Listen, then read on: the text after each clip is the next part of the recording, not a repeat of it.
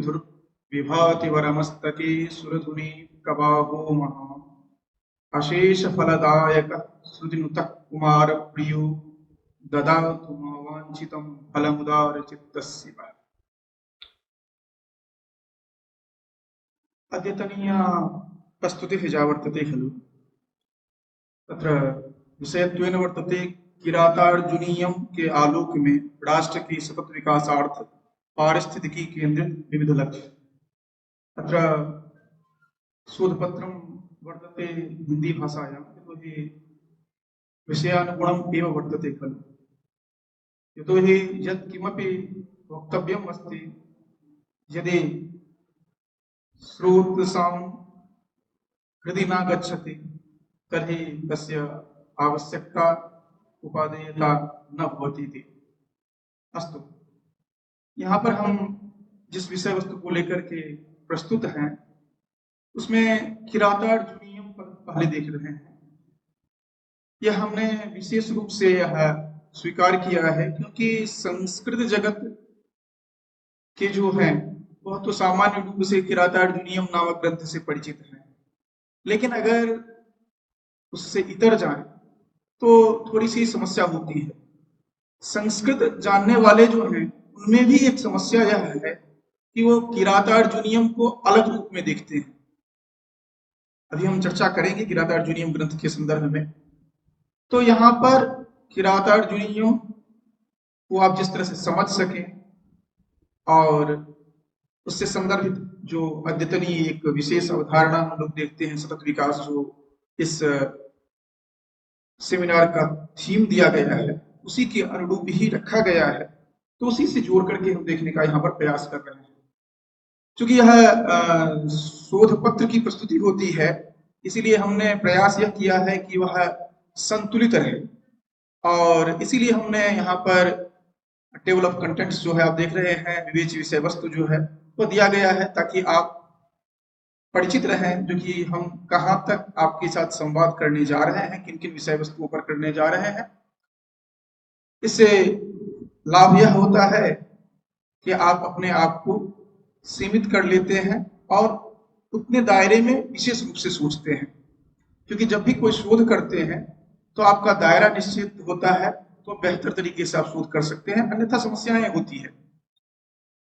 तो यहाँ पर आप देख रहे होंगे प्रास्ताविक है, शोधगत मूल समस्या है, फिर समाधान के आयाम हैं, किरातार्जुनीयगत समाधान के मार्ग दिखाए गए हैं और अंत में भविष्य चिंतन की बात की गई है जिसके साथ उपसंगति होगी। तो यहाँ पर प्रास्ताविक जो कह रहे हैं इसमें हम देखेंगे प्रमुख पारिभाषिक शब्द जो हमने शीर्षक में प्रयोग किया है। इसके बाद किरातार्जुनीयम क्या है और उसके संदर्भित जो विषय वस्तु हैं उनके संदर्भ में देखेंगे। शोधगत मूल समस्या जो है उनमें सतत विकास की अवधारणा जो है, हालांकि हम लोग कल से सुनते आ रहे हैं तो लगभग सब जान चुके हैं, फिर भी कोरिलेट करने के लिए सामान्य रूप से कुछ विशेष चर्चा जो है हम करना चाहेंगे यहाँ पर। इसके बाद एक महत्वपूर्ण बिंदु हो जाता है कि विकास और सतत विकास, इन दोनों में कोई अंतर भी है या बस केवल सतत विशेषण जोड़ दिया गया है। अगर विशेषण जोड़ा गया है तो कुछ महत्वपूर्ण बात तो होगी ही। इसके साथ साथ संस्कृत के जो ग्रंथ हैं वहां पर सतत विकास को लेकर के जो कुछ चर्चाएं हुई है उनका केवल दिग्दर्शन करेंगे, हम वहां पर विस्तार में नहीं जाएंगे। और भारतीय परंपरा जिसको लेकर के बहुत सारी चर्चाएं हुई है, हमारे साक्षात गुरु रहे हैं प्रोफेसर रामनाथ झा गुरु जी, जिनसे हमने लगभग 20 वर्ष पहले कक्षा में रह करके अध्ययन किया है। उन्होंने बहुत कुछ चर्चाएं की, कल भी बहुत सारी चर्चाएं हुई, अभी हमने बहुत चर्चाएं सुनी और देखी एक चलचित्र के रूप में। तो हमें ध्यान आया कि जब पहली बार यहाँ का इन्विटेशन मिला था तो घर से कहा गया कि नहीं नहीं नहीं जाना है। तो प्रश्न वही था, लास्ट मोमेंट तक यही तक चल रहा था, नहीं बरसात का मौसम है नहीं जाना है।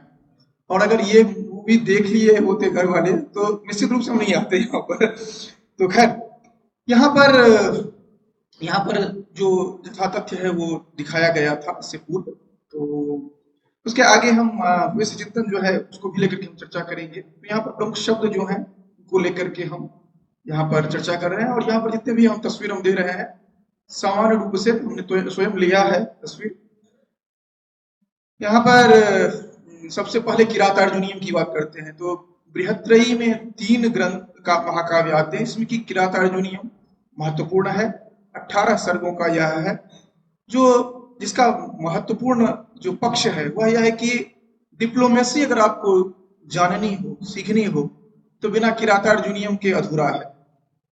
आप अर्थशास्त्र उधर पढ़ते हैं आचार्य कौटिल्य का, और अगर साहित्य पढ़ें तो साहित्य में किरातार्जुनीयम, और लगभग भारतवर्ष के सभी विश्वविद्यालय में संस्कृत के पाठ्यक्रम में प्रथम सर्ग तो अनिवार्य रूप से है, और यूपीएससी का है या अन्य हर परीक्षा में आपको दिखेगा ही।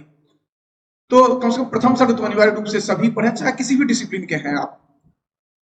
इसके बाद यह इसमें जो विषय वस्तु है वह महाभारत युद्ध होना है, उससे पूर्व एक वनेचर, जिस समय में वनवास में होते हैं पांडव, उस समय में वनेचर जाता है और दुर्योधन का राज्य प्रत्यान करके आता है। यही कथा वस्तु है, और वह बताता है सामान्य रूप से, क्योंकि डिप्लोमेसी की बात जब करते हैं, जब आप पब्लिक एडमिनिस्ट्रेशन की बात करते हैं, तो आपको कॉन्फिडेंशियल रिपोर्ट बहुत ज्यादा जरूरी होती है, जो कि सामने वाला किस तरह का है, उसकी शक्ति क्या है, उसका जो विषम पक्ष जो है वो क्या है, ये आपको जानना होता है। तो मूल रूप से यद्यपि राजनयिक का विषय वस्तु है, लेकिन यहाँ पर अन्य अन्य पक्ष जो है वह भी प्रसंगानुरूप दिए गए हैं। जो भी हम देखेंगे, जो भी चर्चा चल रही थी, वही हिमालय का वर्णन पंचम और षष्ठ सर्ग में आप देखेंगे, इतना विस्तार पूर्वक, इतना बेहतर किया है, जो कि आप यहाँ रह करके साक्षात्कार कर सकते हैं उसको। अब हम आ जाते हैं अगले बिंदु पर, सतत विकास को लेकर के बहुत सारी चर्चाएं हुई है, विश्लेषण में मैं नहीं जाऊंगा, केवल 4 बिंदु पर मैं चर्चा करूंगा। यह एक दूरदर्शी योजना है, जो कि भविष्य की पीढ़ी जो है उसको आप ध्यान में रख करके चर्चा करते हैं, उसका क्रियान्वयन करते हैं, जिसमें मूल रूप से शक्तिमत्ता सिद्ध होता है। आप शक्ति संपन्न होंगे तभी जाकर के कार्य कर पाएंगे। कल से हम लोग चर्चा भी सुन रहे हैं, लेकिन किस तरह की शक्तिमत्ता, उस पर चर्चा करेंगे। एक उदाहरण के रूप में बताऊंगा, जो कि मैं मिथिलांचल से हूँ, और जहाँ पर लगभग 3 महीना बाढ़ में ही हम लोग रहते हैं। यहाँ पर पहाड़ में जो बाढ़ देखते हैं वह अलग होता है, वो भी मैं लगभग 6-7 वर्ष हिमाचल में रहा हूँ, तो पहाड़ी बाढ़ जो है उससे भी परिचित हूँ, और मैदानी भाग में जो होता है उससे तो लगभग परिचित पूर्ण रूप से हूँ ही। तो वहां पर जो बाढ़ की बात होती है, जो हर बार झेला जाता है, उसके लिए एक उपाय शुरू से रखा गया है, तालाब जलाशय जो है उनका निर्माण। क्योंकि गांव में अचानक में पानी का प्रवाह आ रहा है, तो आपको बचने का समय मिले, इसके लिए वापी, कूप, हृद आदि जो है वह होते हैं, और अभी हम देखेंगे कि कितना उसका महत्वपूर्ण स्थान होता है। जब तक उसमें पानी भरे तब तक आप पलायन कर सकते हैं, इतना टाइम आपके पास हो जाता है, कितना भी तेजी से आए। तो इस तरह करके बहुत सारे उदाहरण हैं जो देखेंगे हम लोग। तो वहां उस गांव के लिए वो शक्ति है। अगर आप शक्ति संपन्न नहीं है तो आपका विनाश अवश्यंभावी है वहां पर। इसी तरह है जो आग लगती थी गांव में, तो उससे भी बचाव के लिए बहुत जरूरी होता था, इसको देखेंगे हम लोग। इसमें एक महत्वपूर्ण पक्ष होता है, जो कि अन्य किसी का अहित न हो। अगर आप अन्य किसी का अहित करते हैं, वह यहाँ पर शक्ति का प्रयोग नहीं कहा जा सकता है। और तीसरा पक्ष है इसी में, सर्वांगीण विकास हो। केवल एक पक्षी विकास से यह नहीं हो सकता है। सर्वांगीण विकास में क्या क्या होगा वो भी आगे हम देखेंगे। इसके साथ ही साथ यह वर्तमान की आवश्यकताओं की पूर्ति के लिए होती है, जो वैश्विक पटल पर होना चाहिए। केवल हम अपने गांव के लिए कर रहे हैं, जिले के लिए कर रहे हैं, या राज्य के लिए कर रहे हैं, उससे नहीं कार्य चलेगा। अनिवार्य रूप से वह वैश्विक धरातल पर वह लाभ दे सके, इस तरह का कार्य हो सके। इसमें जब हम बात करते हैं, जब हम सर्वांगीण बात करते हैं, तो यहाँ पर आर्थिक, सामाजिक, पर्यावरण आदि सभी पक्ष आ जाते हैं इसमें। अब विकास और सतत विकास में जो मूलभूत अंतर है उस पर हम थोड़ी सी चर्चा करते हैं। एक तरफ हमने दिया है, एनसीईआरटी से हमने यथावत रखा है, विकास क्या है, दूसरे तरफ हम देख रहे हैं जो कि विकास और सतत विकास जो है, इसका जो मूलभूत अंतर है वह हमने बताने का प्रयास किया है। तो विकास आप सभी जानते हैं, जो कि अगर तात्कालिक कुछ उपलब्धि होती है तो उसे विकास के रूप में लेते हैं, लेकिन जब आप सतत विकास की बात करते हैं तो यही हमने जो पूर्व में चर्चा किया था, जो दूरदर्शी होना चाहिए और सर्वांगीण होना चाहिए, इसको ध्यान में रखते हैं। इसी तरह यहाँ पर विकास के लक्ष्य के रूप में जब आप बात करते हैं तो आर्थिक वृद्धि, जीवन स्तर में सुधार, इसकी बात आप करते हैं। लेकिन जब सतत विकास की बात करते हैं तो इसको ध्यान में रखते हुए, जो आपने पहले देखा था, इसको ध्यान में रखते हुए करते हैं। दोनों विकास ही है, लेकिन दोनों में अंतर जो है यह इस दृष्टि से है क्योंकि इसको ध्यान में रखते हुए करेंगे। इसी तरह आप अलग अलग बिंदु हैं जो कि आर्थिक दृष्टि से देखें या अन्य, इन सभी को हम देखते हैं दोनों में मूलभूत अंतर क्या है। अब आते हैं सतत विकास की अवधारणा जो है, जो वर्तमान में हम लोग वर्तमान परिदृश्य में 2030 तक के लिए जो निर्धारित किया गया है उसको लेकर के हम देखते हैं। यहाँ पर जो मिलेनियम डेवलपमेंट गोल्स थे उसके अनंतर ये 2015 में रखा गया और इनमें कुछ 17 बिंदु जो हैं वो दिए गए हैं। और अभी किराता अर्जुनियम को लेकर के जो हम चर्चा कर रहे हैं, इन्हीं बिंदुओं को ध्यान में रखते हुए हम चर्चा करेंगे। इसमें जब हम बात करते हैं तो मूलभूत विषय वस्तु क्या होता है, अभी जो हम ये 17 लक्ष्य यहाँ पर हम देख रहे हैं, अगर हम प्राचीन ग्रंथ जितने भी हमारे हैं उनको हम केवल स्थाली को लाकर न्याय यहाँ पर हमने प्रस्तुत किया है। राष्ट्राय वर्धन सूक्त जो है उसको हमने लिया है, इसी तरह किरात के जो भरतवाक्य है उनको लिया है, कर्णभारम के भरतवाक्य को लिया है, प्रतिमा नाटक के भरतवाक्य को लिया है। तो इसके माध्यम से केवल स्थाली को लाकर न्याय हम बताने का प्रयास हमने किया है, क्योंकि इसमें मूल रूप से दीर्घकालिक चिंतन की अवधारणा होती है। दूसरा, नैतिकता जो है उसको हम प्रामुख्य ध्यान देते हैं, और जैसा कि हम लोग जानते ही हैं, क्योंकि सर्वजन हिताय और सर्वजन सुखाय का एक एक जो भी हमारे मंत्र हैं वह उसको ध्यान में रखते हुए ही चर्चा की गई है। और क्रियान्वयन जो होता है वो वैयक्तिक आधार पर होता है। जब भी आप सूक्त पढ़ते हैं, वैदिक सूक्त पढ़ते हैं, वहां पर सर्वप्रथम आप स्वयं को सबल बनाते हैं, फिर परिवार आपका बनता है, कुटुंब, उसके बाद आप समाज में बढ़ते हैं, फिर राष्ट्र में, या फिर अभी एनईपी 2020 की बात आप करते हैं, वहां भी आप देखेंगे नैतिकता को लेकर के चर्चा करते हैं। पहले आपका परिवार की बात करते हैं, परिवार के बाद आप समाज में जाते हैं, विद्यालय में जाते हैं, विश्वविद्यालय में जाते हैं, फिर आप समाज के अंग होते हैं, जो कि यहाँ पर आप देखते हैं राष्ट्राय वर्धन सूक्त है, सभेयो युवास्य जजमानस्य वीरो जायता। सभेय, आज आप सभी यहाँ पर सभेय हैं, आप उस लेवल में पहुंचे हैं जहां पर किसी बिंदु पर लेकर के चर्चा करने के लिए, कोई निष्कर्ष तक पहुंचने के लिए सक्षम हो पाए हैं। हर किसी को यहाँ पर नहीं बुलाया जा सकता था, क्योंकि जब आप में उस तरह का सामर्थ्य है, उस तरह की चिंतन की क्षमता है, किस तरह से आप वहां पर व्यवहार करेंगे, ये आपकी क्षमता है, तभी जाकर के आप सभ्य हो सकते हैं। और इस तरह आप देख रहे हैं, जो कि हमने जो भी चर्चा किया था, जो कि सर्वांगीण होना चाहिए, तो आप मैंने बोल्ड किया है, हाईलाइट किया है, जो कि ब्रह्म वर्चसी, राजन्य, उसके बाद महारथी, फिर दोग्ध्री धेनु, अलग अलग बिंदु को लेकर के हमने हाईलाइट किया है। आप लोग सभी परिचित हैं, इसलिए मैं इसको व्याख्यायित नहीं कर रहा हूं, क्योंकि हम केवल दिग्दर्शन मात्र यहाँ पर करना चाह रहे हैं, जो कि हमारे ग्रंथों में जो बताए गए हैं। इसी तरह हम दूसरा जो उदाहरण हमने लिया है, यह विधि समय नियोग आती है। आप देख रहे हैं किरातार्जुनीय का प्रथम सर्ग का जो भरत वाक्य है, अंतिम श्लोक है। इसी तरह हम देख रहे हैं किरातार्जुनीयम के अष्टादश सर्ग जो है उनका अंतिम श्लोक हमने लिया है। इसी तरह प्रतिमा नाटक के अंतिम श्लोक को हमने लिया है, कर्णवाणम का अंतिम।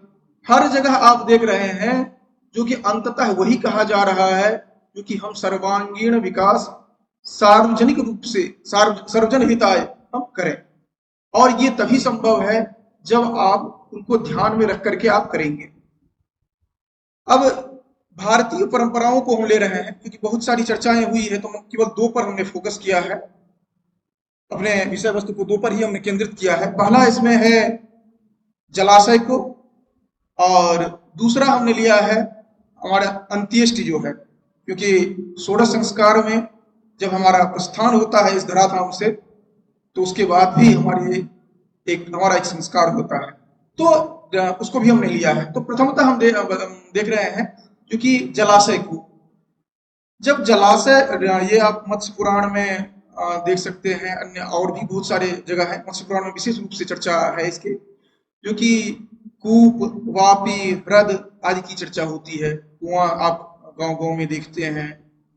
इसके साथ साथ आप हृद जलाशय, विशाल जलाशय जो है उसको आप कहीं पर पोखर, तालाब आदि के रूप में देखते हैं। और उसी के साथ एक छोटा सा, जिसमें कि सामान्य रूप से खनन करके रखा जाता है जल को, वो वापी के रूप में आप देखते हैं, जो कि अलग अलग जगह पर इसको झील के रूप में या अन्य रूप में आप देखते हैं। तो ये अलग अलग जलाशय आपको गांव में दिखते हैं। इन्हीं के महत्व पर हम थोड़ी सी चर्चा कर रहे हैं। तड़ाग को लेकर के, हृद को लेकर के ज्यादा हम चर्चा यहाँ पर प्रस्तुत कर रहे हैं। कूप खनन होता था या फिर जलाशय खनन होता था, अर्थात तड़ाग। तो अनिवार्य रूप से मध्य में आप देखते होंगे जो कि एक स्तंभ दिया जाता था लकड़ी का, जिसको अलग अलग जगह पर अलग अलग नामों से जानते हैं, जिसके आधार पर उसमें कितना जल है यह आप माप सकते थे। और मिथिलांचल में तो ये विशेष महत्वपूर्ण होता है, क्योंकि बाढ़ का क्षेत्र है, तो जलस्तर कितना बढ़ा है ये आप उसी के आधार पर निर्धारित कर सकते हैं, जान सकते हैं, जो कि इतना जल है। या बरसात में ही जब कोई नया व्यक्ति तालाब में प्रवेश करता है, क्योंकि स्नान आदि वहीं पर हम देखते थे, तो स्नान के लिए जा रहा है तो उसको उसी से अंदाज हो जाता था, जो नहीं इतना जल इसमें है, हमें संभल करके जाना चाहिए आदि। तो किस जगह पर जलाशय हो, जलाशय तालाब जो है उसका आरंभ किस तरह से हो, वहां पर देखते हैं जो 5 जीव छोड़े जाते थे अनिवार्य रूप से। वर्तमान समय में भी होता है, लेकिन वर्तमान समय में उसमें लाक्षणिक रूप से केवल, सांकेतिक रूप से केवल दे दिया जाता है स्वर्ण या रजत का दे दिया जाता है, लेकिन मूल रूप से दिया जाता था कर्क, कच्छप, नाग, मीन और गोह, ये दिए जाते थे। और ये सभी जल शुद्धि का काम करते थे, क्योंकि हम जानते हैं सभी, जो कि वहीं पर तर्पण होना है, वहीं पर स्नान होना है, वहीं पर शुभ कर्म होना है, सब कार्य वहीं से होता था। भगवान की पूजा आप करते थे तो तालाब से ही जल लेकर करते थे, नल से जल नहीं लेते थे यार। तो ये जो था उस समय में जल शुद्धि पर विशेष ध्यान दिया गया था, क्योंकि उसको हम पीते थे, पेयजल के रूप में हमारा होता था। इसी तरह कूप जो था वह पेयजल के रूप में होता था। अगर वो जल अशुद्ध हो रहे, पीने लायक न रहे, तो हम कोई कार्य नहीं कर सकते हैं। तो ये सभी हम उस समय ध्यान देते थे। तो ये जिस समय में खनन होता था वहीं जाकर के उसी समय में दे दिया जाता था। एक यज्ञ होता था, ये रिसेंट में अभी हुआ है, कुछ ये 6 जून को हुआ है। यहाँ पर आप देख रहे हैं तड़ाग याग स्मारक में दिया गया है नीचे में, 6 जून को हुआ है। उसी का मैंने चित्र यहाँ पर रखा है। कामेश्वर सिंह दरभंगा विश्वविद्यालय के पूर्व कुलपति हैं प्रोफेसर शशिनाथ झा जी। उन्होंने अभी रिसेंट में अपने घर के बगल में ही तालाब खुदवाया है, उसी का यह यज्ञ हुआ था। फिर ये मध्य में जो मैं लकड़ी का कह रहा हूँ स्तंभ, ये यही है। तो यहाँ इसका महत्व ये मैं क्यों यहाँ पर कोट कर रहा हूं कि जल शुद्धि के लिए भी उस समय में ध्यान दिया गया था। और आज हम क्या कर रहे हैं वह हम सभी विदित है, हम सबको विदित है, जो कि जलाशय जो है इसको हम समाप्त कर रहे हैं, वहां पर घर बना रहे हैं। वापी तो समाप्ति ही हो गया, छोटे छोटे जो होते थे। और क्योंकि ये जैसे तालाब है ना, तालाब के बगल में एक छोटा सा बनाया जाएगा जिसमें कि यज्ञ आदि नहीं होगा, लेकिन वो भी जल को संचित करने के लिए, जब इसमें कम होता था तो वहां से जल इसमें डाल दिया जाता था, इस तरह का बनाया जाता है। तो उसको बंद कर दिए हम लोगों ने। उसके बाद जलाशय जो है वो भी समाप्त कर दिया, जितने भी दूषित जल है वो डालना शुरू कर दिए। पहले यहाँ तक था जो कि आप उसमें साबुन लगा करके स्नान नहीं कर सकते थे, क्योंकि रासायनिक पदार्थ का प्रयोग करेंगे तो जितने भी जीव हैं वो समाप्त हो जाएंगे। उसमें ब्लीचिंग पाउडर नहीं दिया जाता था, अन्य कुछ नहीं होता था। लेकिन अब क्या करते हैं, हम सभी परिचित हैं, उसको नहीं जा रहे हैं। तो जलाशय के निर्माण के जो नियम थे, जलाशय को पवित्र रखने के जो नियम थे, ये सभी, और अगर आप दूषित करते हैं तो उसका दंड क्या होता है वो भी निर्धारित था। तो ये हम देखते हैं। हाँ, इसमें एक चीज और देखना जरूरी है कि 2020 का एक डाटा हमने देखा था, जो कि 1 लाख, केवल बिहार की बात मैं कर रहा हूँ, 1,33,342 तालाब थे। उपाधि की बात अभी मैं नहीं कर रहा हूँ। कुआं या वापी जो थे उसके कई गुना अधिक थे, वापी खास करके। लेकिन तालाब इतने थे और धीरे धीरे अभी भी है, रिकॉर्ड में है, लेकिन वह केवल बस अब रिकॉर्ड में रह गया है इस तरह का। ठीक? इसके बाद हम ये क्या काम करते थे, ये जो कर्क आदि थे जल संशोधक का काम करते थे। इसके साथ साथ जो रासायनिक पदार्थ से रोका जाता था ताकि ये जीव उसमें निरंतर रहे। क्यों ऐसा किया जाता था? क्योंकि पूजा पाठ, जल सेवन के लिए, तर्पण आदि के लिए उसी पर अवलंबित होते थे, पेयजल उसी पर होता था। दूसरा, भूजल स्तर को सुधार के लिए। अभी आप नालंदा विश्वविद्यालय का नाम सुने हैं, जहां पर माननीय प्रधानमंत्री जी ने अभी लोकार्पण किया है उसके द्वार का। वहां पर हर बिल्डिंग के पास एक जलाशय बनाया गया है। हालांकि वहां पर ये स्तंभ आदि नहीं दिए गए हैं, केवल वापी टाइप में है, लेकिन बहुत बड़ा सा है। वहां पर आप देखेंगे जो कि एक तरफ बिहार में जहां पर बाढ़ को आप देख रहे हैं, वहीं दूसरी तरफ आप देखेंगे राजगीर में भूजल स्तर जो है वो लगभग समाप्त है। और इसी कारण से ये हुआ है जो कि सिमरिया जो जगह है वहां से जल को लाया गया है राजगीर तक, कई सौ किलोमीटर तक बड़ा पाइप डाल करके लाया गया, जिसके कारण से नीतीश जी जो है उनको कहा जाता है जो कि वर्तमान भगीरथ है, क्योंकि राजगीर में जल समाप्त है। क्यों? क्योंकि जलस्तर जो है लगभग इतना नीचे चला गया है कि वहां से हम नहीं ला सकते हैं। तो हो क्या रहा है कि ऑस्ट्रेलियन गवर्नमेंट के सौजन्य से भारत सरकार जो है वह प्रोजेक्ट चला रही है जो कि भूजल स्तर कैसे बढ़ेगा। तो उसके लिए वो तालाब अलग अलग होते हैं, जो पर्वत है उसको ड्रिल करके अंदर पानी जिस तरह जा सके और भूजल स्तर बढ़ सके, इसके लिए प्रयास किए जा रहे हैं। दूसरा हम बता रहे हैं अंत्येष्टि स्मशान घाट।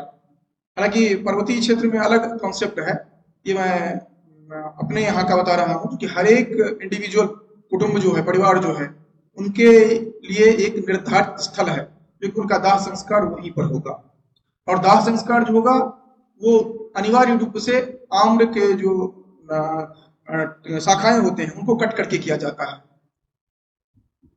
लेकिन उसके साथ साथ प्रावधान ये भी रखा गया है कि 5 वृक्ष जो हैं, जिसमें कि आम्र है, पीपल है, आंवला है, नीम है और तुलसी है, ये अनिवार्य रूप से आप लगाएंगे ही लगाएंगे। अर्थात जो अंत्येष्टि कर्म करेंगे, जो उनके पुत्र हो या अन्य जो भी हो, उनको उसमें करना ही करना है।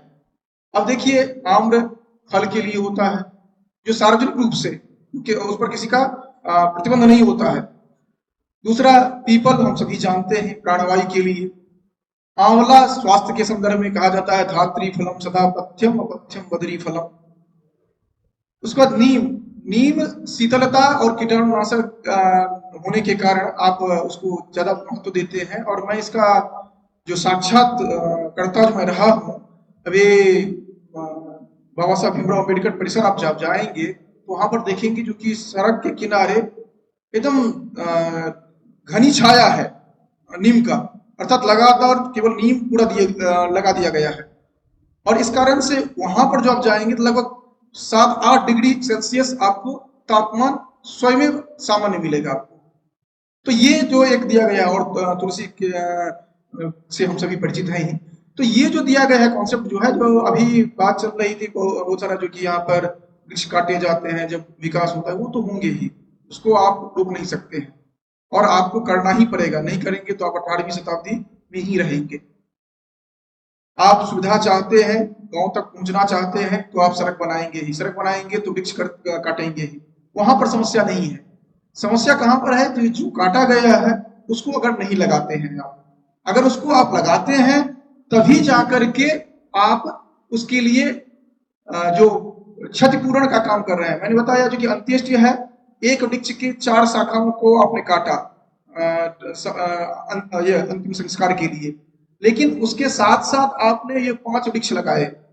और ये 5 वृक्ष ऐसा नहीं होता था जो जैसे आज हम केवल फोटो सेशन के लिए करते हैं, ये नहीं होता है। वह अनिवार्य रूप से अगले साल जो वर्षी होना है उस समय में भी होना चाहिए। उसमें तुलसी केवल यह है जो कि परिवर्तनशील है, क्योंकि वो 1 साल लाइफ साइकिल के कारण। लेकिन पीपल ये जो अभी चित्र में दे रहा हूं, वो हमारा अपना जो इस तरह का स्थल है, वहाँ यहाँ पर हमारे प्रपितामह, वृद्ध प्रपितामह सभी के लिए जो लगाया गया, आज भी हम कह सकते हैं इस जगह पर उनको ये किया गया था। तो ये जो एक बनाया गया है सिस्टम, वह इसके लिए वृक्ष के संदर्भ में और जलाशय के संदर्भ में ये आप दोनों देख सकते हैं। आगे हम चलते हैं, अब किरात अर्जुनियम की ओर बढ़ते हैं, क्योंकि हमने उस स्थल तक पहुंच गया हूं मैं जहां से आगे हम बढ़ सकते हैं। यहाँ पर एक चित्र जो हमने दिया है, एक लगभग काल्पनिक चित्र है, क्योंकि ये साक्षात नहीं लिया गया है। इसमें आप देख रहे हैं जो कि जल है, जल के भीतर अनंत जो जीव हैं वह निवास कर रहे हैं। जल के बाहर भी आप अनंत जीवों को देख रहे हैं। वस्तुतः ऐसे ही होता है। तो पहुंचते हैं हम किरातार्जुनीयम में।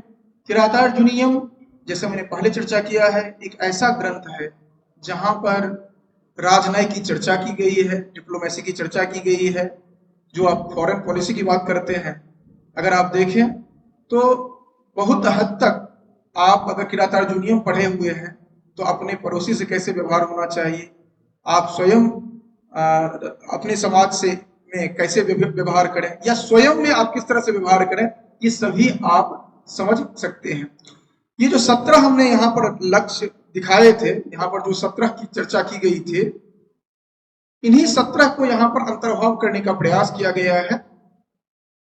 यहाँ पर मैंने अलग अलग बिंदु बनाया है मैंने, जैसे स्वास्थ्य कल्याण, सामाजिक न्याय और नैतिकता की हमने बात की है।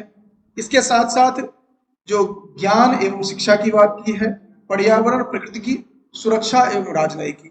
यहाँ पर अलग अलग बिंदु जो हैं वो उनके बीज इस ग्रंथ में अलग अलग किन किन अध्यायों, सर्गों में, किन किन श्लोकों में प्राप्त होते हैं, वो हमने चर्चा किया है। स्वास्थ्य कल्याण को लेकर के, सामाजिक न्याय और नैतिकता को लेकर के, ज्ञान और शिक्षा को लेकर के, पर्यावरण और प्रकृति को लेकर के। आगे चल करके हम पर्यावरण को लेकर के हम विशेष रूप से चर्चा करेंगे, क्योंकि यह हमारा विषय वस्तु जो है वो पर्यावरण पर ही आश्रित है, इसको लेकर के हम करेंगे। स्वास्थ्य कल्याण आदि की चर्चा मैंने क्यों यहाँ पर रखी, क्योंकि जब यह कार्यक्रम यहाँ पर सतत विकास और वो भी पर्यावरण जागरूकता के संदर्भ में यहाँ पर है, तो हमने अन्य बिंदुओं को क्यों लिया। तो एक तो सतत विकास की अवधारणा जो हमारे समक्ष है वह इसका मूलाधार है। दूसरा यह कि जब भी आप बात करते हैं पर्यावरण की, वह एकांकी नहीं हो सकता है। अगर आप बात करते हैं जल की, आप बात करते हैं जमीन की, आप बात करते हैं पर्वत की, तो उसके साथ साथ अन्य जितनी भी गतिविधियां हैं उन पर आप चिंतन करना ही होगा। जैसे अभी कल से जो चर्चा हो रही है उसमें हम देख रहे हैं जो आगंतुक जो होते हैं बाहर के पर्वतीय प्रदेश में जो आते हैं, उनके द्वारा जो गतिविधियां होती है उनकी भी चर्चा की जाती है, क्योंकि वो भी प्रभावित करते हैं। तो ये प्रभावित करने वाले जो जितने भी कारक हैं उन सभी पर हमें चर्चा करना होगा।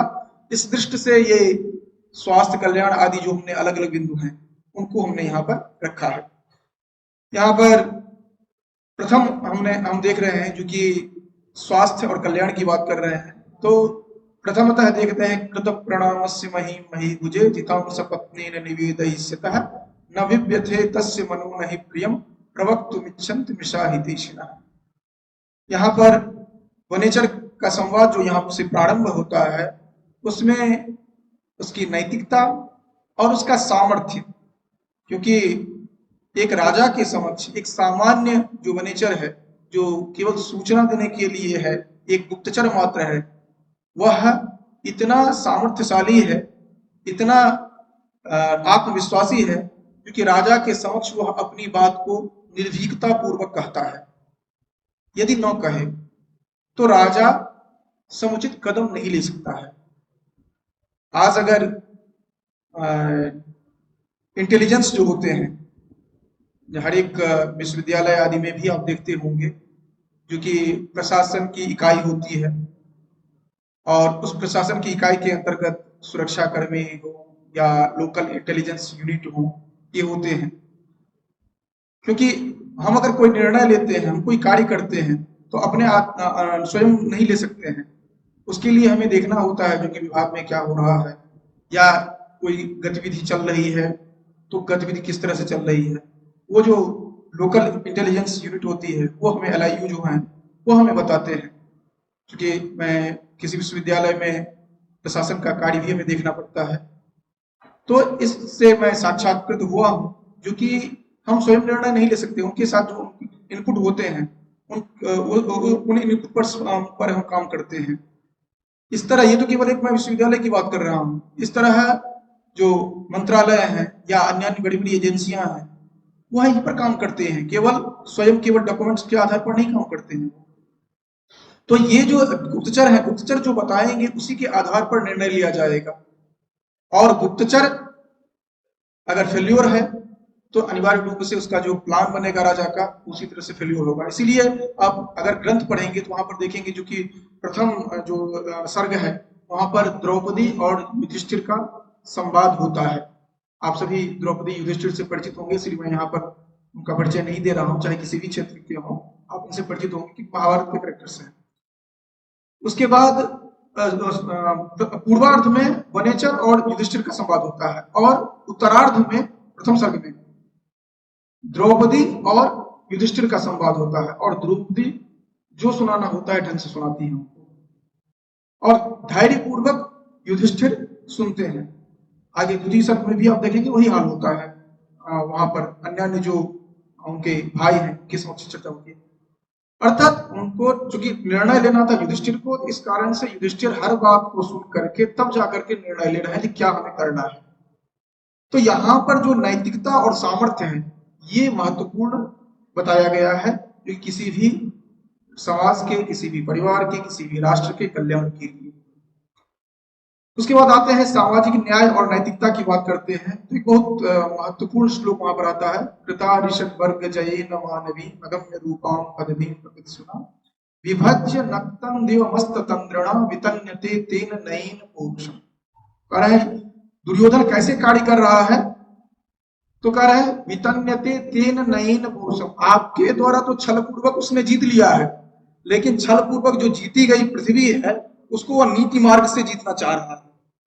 नीति मार्ग से कैसे जीतना चाह रहा है, तो पहले वो अपने ऊपर नियंत्रण करता है।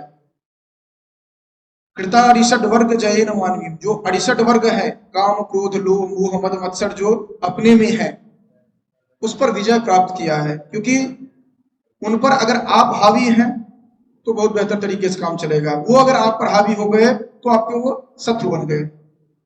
तो जैसे हम गाड़ी ड्राइव करते हैं, गाड़ी चलाते वक्त जब तक गाड़ी हमारे नियंत्रण में है तब तक बहुत बेहतर चालक हैं, और अगर गाड़ी के नियंत्रण में हम हो गए तो फिर जो संभावित है आप जानते हैं। इसी तरह जो ये काम क्रोध लोभ आदि जो 68 वर्ग कहा गया है वो तब 68 वर्ग हैं जब उनके अधीन आप हो जाते हैं, उनके नियंत्रण में आप हो जाते हैं। अगर आपके नियंत्रण में वो हैं तो आपके मित्र हैं वो। तो ये काम क्रोध लोभ मोह मद मत्सर जो है इन पर वह विजय प्राप्त कर लिया है। कृता ऋषभ वर्ग जय न मानवी, ये मानवी मानव में होने वाला सभी में है, हम हो आप हो हर किसी में है काम क्रोध लोभ मोह मद मत्सर। लेकिन इन पर कैसे आप प्राप्त विजय अगर प्राप्त कर लिए हैं तो फिर इसका काम चलेगा। तो ये हो गया जो कि उस पर नियंत्रण करने के बाद क्या करते हैं, अगम्य रूपाम पदवी सुना विभज्य नक्तन देव मस्त तन्ना, अपना रूटीन जिस तरह दिन में क्या करना है रात में क्या करना है वो करके वह नीति मार्ग से वह कार्य अपना कर रहा है। तो ये दिया गया है। दूसरा क्या कहा गया है, वसून वांछन वसून मन्युना स्वधर्म इत्येव निवृत्त कारण, कह कि जो भी कार्य कर रहा है वह सब में सबको समान रूप से रिपो सुते विवाह निहंति दंडेन सधर्म विप्लव है, पुत्र हो या शत्रु हो दोनों में समान रूप से, अगर पुत्र ने अनुचित कार्य किया है तो उसको भी उतना ही दंड मिलेगा, और शत्रु ने किया है तो उसमें उसको भी उतना ही दंड मिलेगा। तो इस तरह करके बताया गया है कि सामाजिक न्याय में हो गया, और नैतिकता तो निरंतर चल ही रहे हैं इसमें। इसके बाद ज्ञान शिक्षा की बात जो हम करते हैं तो हम देखते हैं सकिम सखा साधुन शास्त्र योदीपम इतान न संश्रवते सकिम प्रभु सदानुकूले स्वीकुर्वते रतिम निर्पेश समाते सुच सर्व संपदा। कह रहे हैं जो कि यह जो चर्चा हो रही है उसमें नृप और अमात्य जो है, राजा और मंत्री जो है, इनके पारस्परिक सहभाव से ही कार्य होता है। तो इसीलिए हम जो भी होना चाहिए वह बता रहे हैं, क्योंकि अगर वो नहीं बताता है तो कुत्सित सखा है, और अगर हितकर बातों को नहीं सुनता है तो मित्र भी कुत्सित है। ऐसा नहीं कि केवल एक पक्षी है यहाँ पर। अब हम आते हैं पर्यावरण और प्रकृति के संदर्भ में, जो महत्वपूर्ण बिंदु कहा गया है, क्योंकि इस तरह उन्होंने ऐसा कार्य किया है कि पर्यावरण प्रकृति जो है वो स्वयं अपने हिसाब से कार्य कर रही है। क्योंकि मूलभूत बात यह है, जो प्रकृति किसी को परेशान नहीं करती है। यदि आपने परेशान नहीं किया है तो प्रकृति यथावत जैसे निरंतर प्रवाहमाना है वैसे ही प्रवाहवती वो रहती है। वो कभी भी किसी को परेशान नहीं करती है। वो तभी करते हैं जब जाकर के आप उनके साथ किसी न किसी तरह से व्यवधान डालते हैं, जिसकी चर्चा अभी भी हो रही थी। जो गांव में अगर बाघ आ जा रहा है, ऐसा हो रहा है, मतलब क्यों आ रहा है? क्योंकि उनके जो आवास है उनको आपने नष्ट कर दिया है, इस कारण से वैसे हो रहे हैं। तो इसके लिए यहाँ पर कह रहे हैं, जो कि कृषि भूमि को लेकर के चर्चा करें, सुखेन लभ्या ददता कृषि वलय कृष्ट पच्चा इव शस्य संपदा है वितन्वति क्षेम वदेव मातृका चिराय तस्मिन पुरवश्चकास्ति। कारण जो पूर्व प्रदेश जो है वह एकदम धन धान्य से परिपूर्ण है, क्योंकि वहां पर समय पर वर्षण हो रहा है, वहां पर कहीं पर समस्या नहीं है, क्योंकि उन्होंने इस तरह का कार्य किया है। क्योंकि अगर वृक्ष यथावत है, उनको आप कर्तन नहीं करते हैं, यदि आप जलाशय को डिस्टर्ब नहीं करते हैं, या अन्य जो प्रकृति से संदर्भित है उनको डिस्टर्ब नहीं करते, तो यथावत वो रहेंगे। आज अगर फसल की भूमि जो है उसको लेकर के अगर आप समस्या करते हैं, क्योंकि आप जैसे हाइब्रिड की बात करते हैं या आप रासायनिक पदार्थ वहां पर डालते हैं, तत्काल तो आपको उसके लिए उपभोग के लिए मिल जा रहा है, लेकिन उसके बाद जाकर के वह अपना गुण छोड़ दे रहा है। जैसे आप उदाहरण के लिए देखिए, आप मूली एक उदाहरण है, सामान्य रूप से एक छोटा सा मूली देते हैं जो एक पूरा नहीं आप खा पाते हैं, उसका स्वाद देखिए, और एक जो 4 केजी का मूली आपको मिलता है उसका स्वाद देखिए। क्वांटिटी तो बढ़ गया है, लेकिन क्वालिटी जो है वो नहीं है वहां पर। क्यों? क्योंकि आपने उसके साथ छेड़छाड़ किया है। तो इस तरह हम आगे बढ़ते हैं। अब हम कुछ उदाहरण ले रहे हैं, जो कि पारिस्थितिकी का उदाहरण ले रहे हैं। हम पर्यावरण का एक सीमित रूप में आ जा रहे हैं, जो कि एक विशेष स्थल पर जो हम चर्चा करते हैं, उनके आवास का, उनके रहन सहन का, अन्य जो करते हैं, उसको पारिस्थितिकी रूप में हम लेते हैं। ये पारिस्थितिकी तंत्र जो है वो अलग अलग संदर्भों में हम देखते हैं, जो अगले स्लाइड में हम लोग देखेंगे। ये एक स्थल पर रहने वाले जो प्राणी हैं, उनका जो विविध क्रियाकलाप है वो सभी इसमें सम्मिलित हो जाते हैं। यहाँ पर उदाहरण हमने बताया, जो कि जैसे जलाशय लेते हैं तो उनमें जो पेड़ पौधे होते हैं, सूक्ष्म जीव होते हैं, मत्स्य होते हैं, या उनके भरण पोषण के लिए जो अन्य जीव होते हैं, या अन्य ये शैवाल आदि होते हैं। इसी तरह उसमें जो अंदर में जो चट्टान आदि होते हैं, जहां पर जो मत्स्य आदि जो है वो अपना अंडा देती हैं या अन्य प्रजनन कार्य करती हैं। ये सभी बिंदु वह उस पारिस्थितिकी तंत्र के अंतर्गत आ जाएगा। इसके बाद हम देखते हैं, जो कि ये पारिस्थितिकी तंत्र अलग अलग रूपों में हम देखते हैं यहाँ पर। जैसे वैश्विक संदर्भ में देखें तो जलवायु है, वन है, फिर अलग घास के मैदान है। ये मैंने अलग अलग उदाहरण यहाँ पर दिया है वैश्विक परिप्रेक्ष्य में। दूसरा, रेगिस्तान को हम देखते हैं, जो कि रेगिस्तान में भी कुछ उदाहरण हमने यहाँ पर प्रस्तुत किया है। ये सभी यहाँ भी इनका अपना पारिस्थितिकी तंत्र है। अगर हम देखते हैं वैश्विक संदर्भ में जलवायु को लेकर देखते हैं, वहां पर अलग तरह से हम देखते हैं। इसी तरह टुंड्रा प्रदेश की बात हम करते हैं, या पर्वतीय पारिस्थितिकी तंत्र जो हिमालय, जिसकी आज हम कल से चर्चा देख रहे हैं, वो हिमालयन हम देख रहे हैं यहाँ पर, या ये उत्तराखंड देखें, या हिमाचल देखें, या उधर नॉर्थ ईस्ट में आप जाकर देखें। इसी तरह एंडीज पर्वत को देखते हैं, या आल्पस पहाड़ियां देखते हैं। इसी तरह समुद्री पारिस्थितिकी तंत्र आप देखते हैं, जो कि समुद्र, महासागर, उसमें फिर नमक की झील जो है, या मूंगा की चट्टानें हैं, या खारा क्षेत्र जो है, ये सभी अलग अलग हैं, और इनके फिर सब कैटेगरीज होते हैं, और जो अलग अलग डिसिप्लिन हो जाते हैं हमारे स्टडी के। इसके बाद मीठे पानी का जो क्षेत्र, जो भी तालाब की हमने चर्चा की थी, ये सभी उसके अंतर्गत आ जाते हैं। क्योंकि मैं इसकी चर्चा इसलिए कर रहा हूं कि जब भी आप बात करेंगे पर्यावरण की, तो पर्यावरण के ये अलग अलग कंपोनेंट्स हैं, इन सब पर आपको ध्यान देना होगा।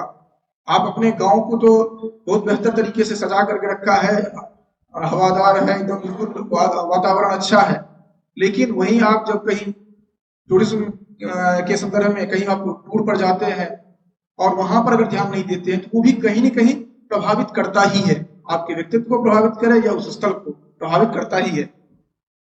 इसके बाद जलाशय, जलाशय का भी हमने चर्चा हमने देखा ही है। हमने क्या किया है कि एक स्थाली बुलाकर न्याय एक श्लोक हमने बताया है यहाँ पर, और शेष जो है कुछ जो अलग अलग संदर्भ हैं उनका दिग्दर्शन केवल हमने कर दिया है, ताकि आप अगर देखना चाहें तो वहां जाकर के देख सकते हैं। तो मैंने प्रथम सर्ग के 17वें श्लोक को लिया था, जो कभी भी हमने चर्चा किया था, सुखेन लभ्या दत्ता कृषि बोले, और अलग उदाहरण प्रथम में ही द्वैत बने बने चरह से प्रारंभ जो होता है वह उदाहरण हमने प्रथम सर्ग को लिया, उसका द्वितीय सर्ग से हमने उदाहरण लिया है, तृतीय से अन्य जितने भी हैं ये जलाशय के उदाहरण वहां पर मिल जाएंगे, जो कि वहां पर किस तरह का जलाशय होता है और किस तरह से उसका संरक्षण होता है, उसमें किस तरह के जीव जंतु का पारिस्थितिकी तंत्र हमें देखने को मिलता है, ये आपको मिलेंगे। हालांकि हमने इनफैक्ट जो चर्चा की है वो अष्टम सर्ग तक ही हमने लिया है, क्योंकि एक समय सीमा भी हमारे साथ काम कर रही थी अपने स्तर पर, तो अगर आप उससे आगे 18वें सर्ग पर जाएं तो और भी बहुत कुछ मिलेगा आपको। तो ये जितना भी स्टडी हमारा है वो 8 सर्ग तक ही हमने दिया है, पहले हमने नाम पूरा किराता अर्जुनीय दिया है। इसी तरह पर्वत की बात अगर करते हैं तो हिमालय पर्वत की चर्चा विशेष रूप से की गई है। पंचम और षष्ठ सर्ग जो है, अगर पारिस्थितिकी तंत्र को देखना है किराता अर्जुनीय में, तो पंचम और षष्ठ सर्ग को अनिवार्य रूप से आपको पढ़ना चाहिए। अद्भुत वर्णन है वहां पर, और ये हमने पंचम से लेकर के पंचम के 15 तक विशेष रूप से आपको मिलेगा, और हालांकि पंचम और षष्ठ पूरा चिटपुट आपको मिलेगा। इसके साथ साथ हम वन को लेकर के हमने चर्चा किया है, जो कि किस तरह के विशेष रूप से वही हिमालय का वर्णन है वहां पर, क्योंकि सूर्य नदी गंगा को लेकर के या अन्य जो उसके आसपास के जो बेतस के वन हैं इनकी चर्चा की गई है। इसके साथ साथ पशु पक्षी की बात अगर करते हैं तो उसके कुछ संदर्भ हम देखते हैं जो कि किस तरह से पारस्परिक बंधुता रखने वाले हैं। और एक विशेष यहाँ पर देखिएगा किराता अर्जुनीय में सामान्य रूप से क्या होता है कि काव्यात्मक वर्णन जहां पर होता है तो केवल अतिशयोक्ति वर्णन आपको दिखेगा, लेकिन किराता अर्जुनीय का वैशिष्ट्य है जो कि शब्द में शब्दार्थ अर्थ गौरव जो है वह तो वहां पर है, लेकिन ये पर्यावरण से संदर्भित जितनी भी चर्चा है वो आपको यथा तथ्य वर्णन मिलेगा, जैसा आपको दिखता है वैसा ही मिलेगा वहां पर। तो एक ये महत्वपूर्ण इसका है। इसी तरह आप पक्षी को लेकर के आप देख सकते हैं, हालांकि बहुत कम संदर्भ वहां पर मिले हैं, लेकिन ये देख सकते हैं। अब हम आ जाते हैं जो कि इसका अगला पक्ष जो है हमारा, इसमें ये जो हमने चर्चा किया है इसको लेकर के आगे शोध की क्या संभावनाएं हैं, हमने चर्चा जो किया है उसको आगे कैरी फॉरवर्ड क्या कैसे किया जा सकता है, क्या कर सकते हैं। तो एक तो ये है कि ये केवल उदाहरण है किराता अर्जुनीय, इस तरह के जो ग्रंथ हैं उनमें जो पारिस्थितिकी से संदर्भित जो तथ्य हैं उनका परीक्षण करके आप अलग अलग अर्थात मल्टी डिसिप्लिनरी जो रिसर्च है वो आप कार्य कर सकते हैं। जैसे हरियाणा सेंट्रल यूनिवर्सिटी में मैं था तो पीजी डिजर्टेशन एक अलग अलग 4 बच्चे थे, तो एक बच्चे ने लिखा था जो कि मेघदूत में जो मेघ के मार्ग हैं उनको डायग्रामिक प्रेजेंटेशन, जो कि वर्तमान समय में वो स्थल कहाँ कहाँ है उनको दिखाते हुए इस तरह से। इसी तरह है अभी यहाँ पर जो डिजर्टेशन सबमिट कर रहे हैं वो टूल्स डेवलप कर रहे हैं, हालांकि उसका कंप्यूटेशनल से संदर्भित है तो वहां पर चर्चा मैं नहीं करूंगा। यहाँ पर मल्टी डिसिप्लिनरी जो है वो लेकर के अगर आप चर्चा करते हैं तो वह विशेष उपादेय होगा, जो कि जो उस फील्ड के व्यक्ति हैं और जो संस्कृत के हैं इन दोनों का कोऑर्डिनेशन के साथ अगर होता है, जैसे ह्यूमन राइट्स से संदर्भित जो व्यक्ति हैं और संस्कृत के जो व्यक्ति हैं, इसी तरह जो जैव विविधता पर कार्य कर रहे हैं, क्योंकि दोनों एक दूसरे के पूरक बन सकते हैं और बेहतर शोध हो सकता है। इसके साथ साथ दैनंदिन व्यवहार में जो परिवर्तन करने वाले कारक हैं उनको पहचानना, इसके बाद शारीरिक और मानसिक स्वास्थ्य के जो कारक हैं उनको पहचानना भी बहुत महत्वपूर्ण है, क्योंकि पर्यावरण को लेकर के बहुत सारी बातें होती है, लेकिन हम भूल जाते हैं जो कि जिसको हम समझ रहे हैं कि हमारे लिए उपादेय है, वो उपादेय नहीं होता है। जैसे भोज्य पदार्थ आदि की जो बात हम करते हैं अलग अलग, वहां पर हम खाते तो हैं फायदे के लिए, लेकिन वो फायदा न करके नुकसान करता है, क्योंकि हम समझ ही नहीं पाते हैं वस्तु तो ये है क्या, क्योंकि ब्रांड लग गया तो आप उसको विशेष रूप से समझते हैं। जैसे इसका भुक्तभोगी मैं स्वयं रहा। जब मैं नालंदा यूनिवर्सिटी में था तो एक समय ऐसा आया था कोविड सबसे पीड़ित होने के बाद कि कहा गया मेरे घुटने और ये ज्वाइंट जो है उनमें बहुत ज्यादा पेन होते रहते थे, और टेस्ट करवाया गया, दिया गया जो कि यूरिक एसिड अपने लेवल से अधिक है, और वहाँ मेडिकल फैसिलिटी जो थी उसके आधार पर हमें दवा भी चला दिया गया। लगभग 3-4-5 महीना दवा खाता रहा मैं, क्योंकि दवा छोड़ता था फिर शुरू। उसके बाद जब एक बार घर गया तो घर में तो अपनी बातें होती है, हमें उससे पूर्ण रूप से जितने भी ये दाल वगैरह है ये सब बंद करवा दिया गया था, और स्वाभाविक रूप से मानसिक रूप से भी मैं बहुत परेशान था कि तो है ये क्या अभी हो रहा है। कुछ दिनों के बाद जब घर गया उसके बाद कहा गया जो सब दवा पहले बंद करने के लिए, और कुछ बातें कही गई जो ये चीज है, और हम जो भोजन दे रहे हैं भोजन के लिए। उसके बाद से ईश्वर की कृपा है, आज तक न तो मैंने कोई दवा ली और न ही कभी वो ज्वाइंट पेन का शिकार हुआ।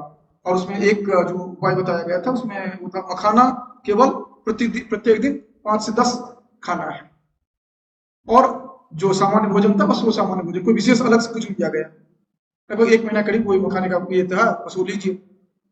तो मैं यही कह रहा हूँ जो कि जो समस्याएं मेरी हुई, हम चिकित्सक तो हमें इलाज कर रहे थे, और अगर हम नहीं गांव में वो हमारे ऊपर प्रयोग किया जाता तो क्या जाती और भी समान समस्याएं हो सकती थी। इस तरह हमारी बहुत सारी समस्याएं होती रहती है जो कि हम बार बार टेस्ट करवा करके खुद ही परेशान रहते हैं। तो खैर, तो इस सब से भी हमें बचना चाहिए, और हमें समझना चाहिए कि शारीरिक और मानसिक जो हमारा संतुलन है वो ठीक रहे। उसके बाद दूसरा है जो कि जैव विविधता पर जो अलग अलग शोध हो रहे हैं, बायोडाइवर्सिटी। आप नालंदा विश्वविद्यालय में भी एक वे ऑफ बंगाल जो है वो एक स्कूल खोला गया है, तो आप उस तरह के जो पारिस्थितिक तंत्र हैं उन पर आप शोध कर सकें, और उन ग्रंथों को ध्यान में रखते हुए। उसके बाद शोध का प्रकाशन जो है वो भी आप करें, ये बहुत ही महत्वपूर्ण है, और एक बहुत ही महत्वपूर्ण पक्ष है, क्योंकि हम सभी हायर एजुकेशन से संदर्भित हैं। आने वाले समय में आप सभी, हम सभी जितने भी हैं, उन सब का कहीं न कहीं इस पर अवलंबित होगा ग्रांट, जो कि आप किस तरह के शोध कार्य कर रहे हैं और किस तरह से पब्लिश हो रहे हैं। जैसे अभी तक शोध कार्य पर ध्यान नहीं दिया जाता था, मतलब प्रकाशन पर। अब जब से इतना शुरू हुआ है, अब उसको विशेष रूप से ध्यान दिया जाने लगा, और आपकी अलग अलग रैंकिंग होती है। अभी NIRF की रैंकिंग हुई है, और हमारा विश्वविद्यालय अभी बेहतर स्थिति में आया, हर बार लगभग 8 से छलांग लगा करके आगे आ रहा है। तो उसमें एक विडंबना है जो कि जैसे यूजीसी केयर यहाँ पर दे रहे हैं, केयर को वहां पर सम्मिलित नहीं किया गया है। स्कोपस इंडेक्स जो है बस उन्हीं रिसर्च को मान रहे हैं वो। तो आपको अगर वैश्विक स्तर पर अगर आप अपने बात को रखना चाहते हैं तो आपको स्कोपस इंडेक्स जो है उनमें आपको प्रकाशित करवाना पड़ेगा। आप यूजीसी केयर तक में उससे कोई मतलब नहीं है, क्योंकि आप एक स्टैंडर्ड फॉलो अप करेंगे जो उसकी क्राइटेरिया है, तभी जाकर के हो पाएगा। तो ये शोध आप करें और शोध को आप प्रकाशित भी करें। अंत में उपसंहार की ओर हम आते हैं। ये किरातार्जुनीयम ग्रंथ जो है यह पारिस्थितिकी के अलग अलग आयामों को बताता है, जिनमें जल हो, पर्वत हो, इसके साथ साथ अन्य अन्य जलवायु के जो कंपोनेंट्स हैं उन सब की चर्चा करता है। प्रकृति जो है वह मानव के प्रयासों से संतुलित होंगी ऐसी कोई बात नहीं है, आप यथावत उनको छोड़ दीजिए। उसके बाद मानवीय हस्तक्षेप जो है वह जितना कम हो सके। अब मानवीय हस्तक्षेप आप रोक नहीं सकते हैं, अगर सड़क बनाना है तो पहाड़ को तोड़ना ही पड़ेगा आपको, वृक्ष को काटना ही पड़ेगा, लेकिन उसके संरक्षण के लिए आपने क्या किया है? आप उसके बगल में जो पौधे लगाते हैं।